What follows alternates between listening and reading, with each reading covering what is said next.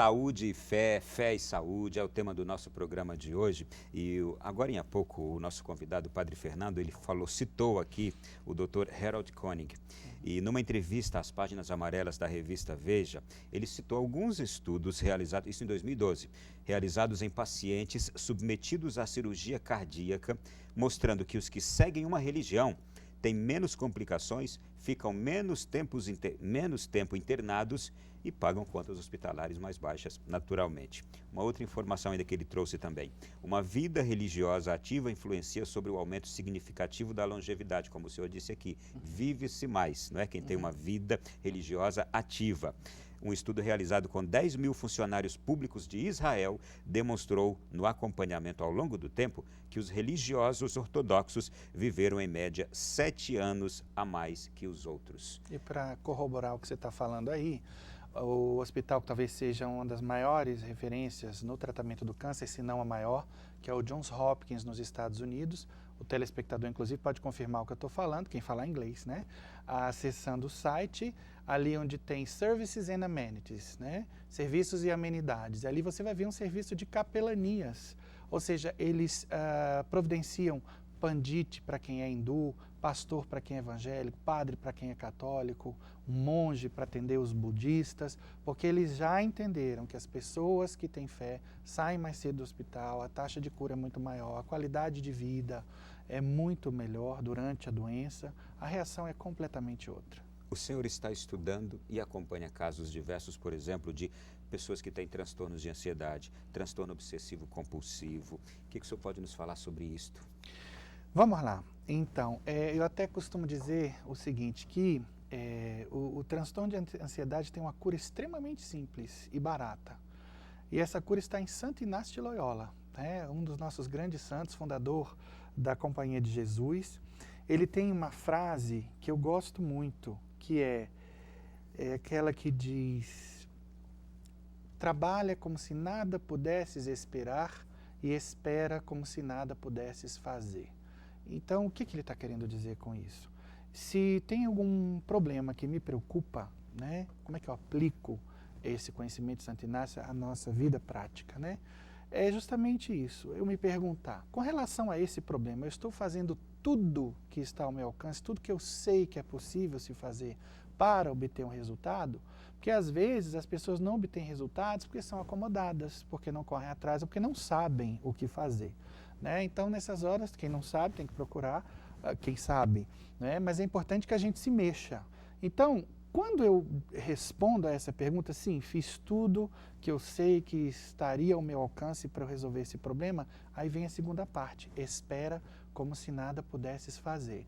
Então, eu trabalhar como se não existisse Deus e esperar em Deus como se eu não pudesse fazer nada. Então, a máxima ação aliada à máxima oração gera um resultado bombástico. Então, esse para mim é o ponto central para resolver os transtornos de ansiedade no geral. Agora, o senhor diria que é uma simples compreensão de como devo viver. Exatamente, é esse grande desafio do homem, né, de fazer a sua parte e esperar em Deus. Agora, obviamente que existem transtornos de ansiedade, né, eu converso muito com colegas psiquiatras, quando eu tenho dúvidas também sobre algum assunto. Bom, existem os livros na internet para a gente pesquisar, né? Existem ansiedades, né, tem uma que é rara, mas que, enfim, também existe, que acontece a partir de um problema no núcleo da base do cérebro, né, que gera uma chuva de adrenalina e que vai gerar todos aqueles sentimentos, né, que a pessoa tem quando está ansiosa, né? Então, a taquicardia, por exemplo, a pessoa fica preocupada e a partir desses sintomas, né, a pessoa começa a se preocupar com o problema. Poxa, eu tenho um problema de saúde, e aí a gente entra num círculo vicioso de ansiedade, né? Mas, veja, eu sempre digo, os casos químicos têm uma solução química, né? Os remédios vão ajudar. Agora, é um engano achar que somente remédios vão resolver. Por isso, eu sempre digo aos profissionais de psiquiatria e psicologia que frequentam a paróquia, com quem eu me encontro, que é muito importante que se encaminhe os pacientes psiquiátricos para uma psicoterapia e para o atendimento espiritual conveniente, né? Porque senão... E em qualquer caso é importante tanto o acompanhamento profissional quanto esse espiritual? Eu acho que é a maneira da gente trabalhar chamada saúde integral, né? Então, hoje em dia a gente vê trabalhos muito interessantes, o Dr. Roque, do Instituto do Coração, exatamente, ele faz esse trabalho, que não significa você tentar converter ninguém num consultório, fazer proselitismo religioso, senão encaminhar a pessoa para o seu guru, vamos chamar assim, né? Porque, inclusive, as pesquisas falam de resultados, qualquer que seja a fé, não são resultados exclusivos do cristianismo, né?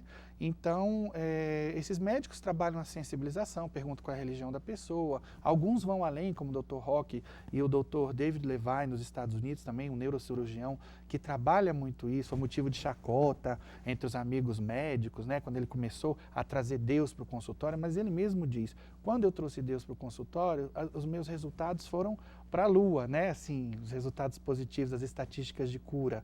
E ele ora pelos pacientes, inclusive até que ele dê alta. É um trabalho de apostolado belíssimo, né? Enquanto médico. E ele faz essa sensibilização. Então, se a pessoa não se incomoda que ele ora, ele ora. Ele pergunta a fé da pessoa e manda ela procurar o seu líder espiritual, né? Porque eles sabem dos resultados. No caso do transtorno obsessivo compulsivo, vamos lá, transtorno obsessivo compulsivo tem em primeiro lugar um pensamento obsessivo, né, que é recorrente, uma ideia fixa, que de alguma maneira me leva a comportamentos compulsivos, ou seja, me vejo obrigado àqueles rituais, àquele comportamento, por conta desses pensamentos obsessivos. Então eu poderia, por exemplo, citar aqui um TOC, assim são conhecidos os transtornos obsessivos compulsivos, né, pelo apelidinho TOC, né? O toque de limpeza. Então, a pessoa que tem, por exemplo, toque de limpeza, no fundo ela tem medo de morrer, né? Tá limpando tudo, o tempo inteiro se lavando, se desinfetando, porque não quer adoecer, né? E porque não quer morrer, no final das contas, tá?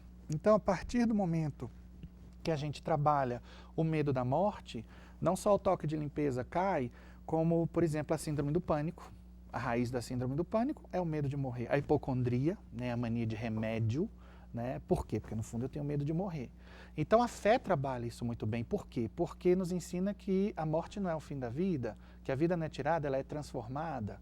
Nós, católicos, sabemos o que vem depois. Esse trabalho, quando chega alguém assim lá na sua paróquia, como é que o senhor realiza esse trabalho com essas pessoas? Bom, esse trabalho começa, em primeiro lugar, a gente não sai dando diagnóstico, né? É uma coisa muito complicada. Por mais que eu suspeite, e muitas vezes as suspeitas acabam se confirmando, a gente tem que ter essa prudência em não sair dando diagnóstico. Eu normalmente trabalho com alguns profissionais da área de psiquiatria, de psicologia, e aquilo que eu não dou conta de resolver, porque tem casos menores que a gente mesmo resolve, eu encaminho para os profissionais, né?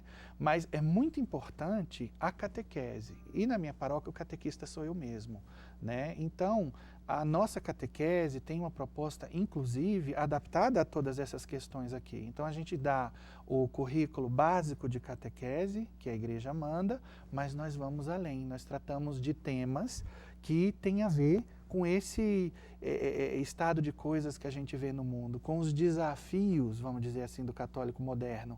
Então, por que a catequese? Porque a fé tem que estar assentada sobre a rocha.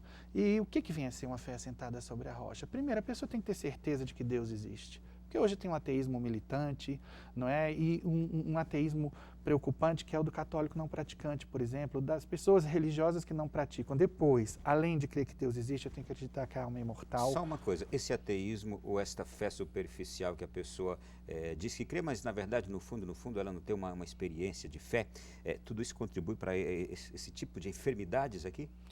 Se a pessoa está insegura com relação à existência de Deus, de um Deus que realmente é bom, que é justo, isso abala o existencial dela, entendeu? Então, por isso, eu não tenho só que provar que Deus existe, mas falar de Deus como pessoa, quem é, como ele age, né? Que ele é o autor de tudo de bom que existe no mundo. Então, se ele coloca no coração do homem um sentimento de justiça, ele é a justiça com maiúsculas, né? Então, como é que o autor do amor não ama o autor da misericórdia não é misericordioso. Então a gente tem que trabalhar todos esses conceitos, o amor de Deus, e isso vai resolver questões de culpa, de autoestima, né? Então, depois de provar que a alma é imortal, a gente tem que provar que a Bíblia é a palavra de Deus. Depois temos que falar da questão do mal, porque Deus permite o mal, ele sendo bom. Depois eu tenho que provar que Jesus Cristo é Deus, né? Porque todas as promessas de ressurreição da carne, de um céu onde tem cores que nunca vimos, sons que nunca ouvimos, né?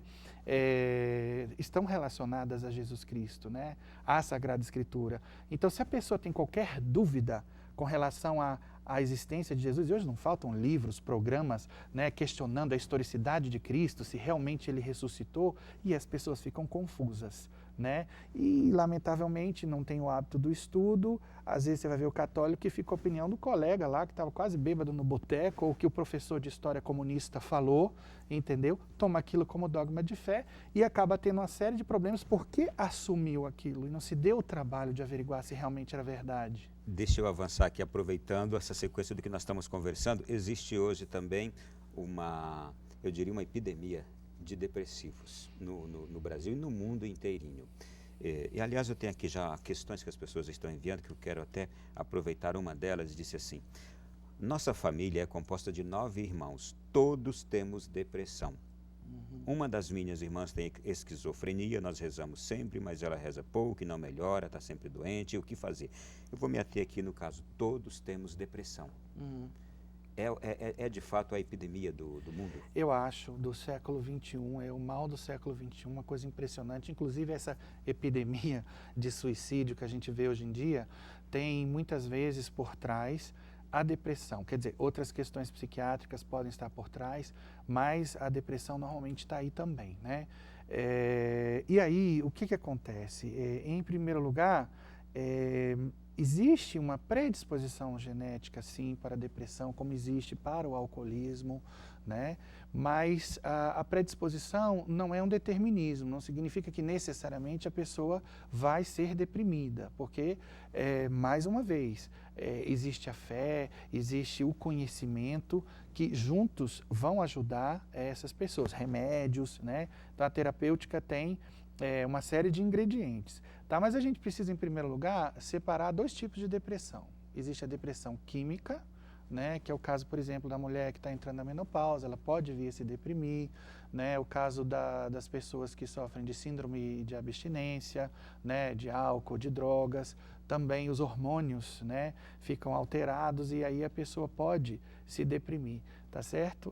Existe um tipo de tumor de pâncreas que gera depressão também, então a gente precisa saber se a depressão é química ou se ela é existencial. Porque a depressão química tem solução química. Agora, se a depressão é existencial, o que eu tenho podido constatar dos meus estudos, né, desses quase 14 anos de sacerdócio, é que a gente sempre vai se encontrar com as 3 virtudes teologais de alguma forma afetadas, ou uma, ou 2, ou as 3. Fé, esperança e caridade. Mas é possível e capaz de uma pessoa ter a depressão dupla, química e a existencial? Olha, normalmente a existencial é química também. Por quê? Porque os sentimentos humanos, seja os sentimentos bons, né, seja os sentimentos ruins, né, as emoções, têm uma bioquímica que as acompanha. Então, se nós nos sentimos bem, se estamos felizes, nós temos aí serotonina, dopamina circulando no organismo, né? Os famosos hormônios da felicidade, assim são conhecidos, né? Agora, nas situações de estresse, a gente vai ter adrenalina, noradrenalina, cortisol, né? Então, a depressão existencial, ela acaba virando, vamos dizer, uma depressão química. Agora, fato é que se a gente consegue mudar essa estrutura de pensamento negativo, essa bioquímica também necessariamente vai mudar, né?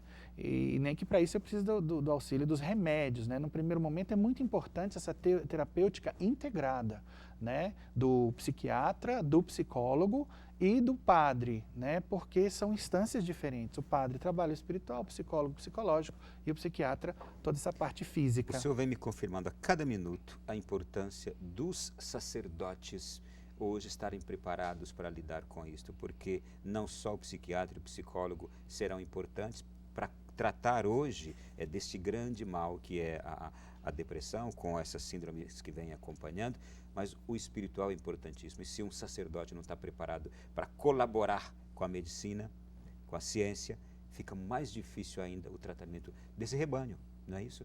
Eu particularmente vejo isso como algo muito importante, porque às vezes nós vamos ver religiosos no geral, inclusive de outras religiões, por exemplo, exorcizando uma pessoa que tem um problema psiquiátrico. Uma vez aconteceu lá na capelania, né, uma pessoa que tinha uma doença psiquiátrica chamada síndrome de La Tourette, né, que é caracterizada por tiques motores, né, começou a ter essas manifestações próprias da doença durante uma missa, né, e aí trouxeram para mim achando que era o demônio, né? E aí, conversando um pouquinho, eu desconfiei que o problema era esse, né? Chamei os pais e falei, porque, mais uma vez, a gente tem que tomar cuidado com essa questão de dar diagnóstico e tal. Falei, olha, vamos encaminhar para um psiquiatra, ver, parece que é esse problema aqui, síndrome de Tourette e tal. E aí depois eles voltaram para mim e confirmaram, de fato era esse o problema. Então imagina um padre, sei lá, um pastor batendo com a Bíblia na cabeça da pessoa, querendo exorcizá-la de um problema que é psiquiátrico, né? Como a gente vai ver o contrário também, o psiquiatra que está com a pessoa endemoniada e fica entupindo ela de remédio, não vai curar. Isso está muito bem elucidado no livro Exorcistas e Psiquiatras, do padre Gabriele Amorth. Fantástico esse livro.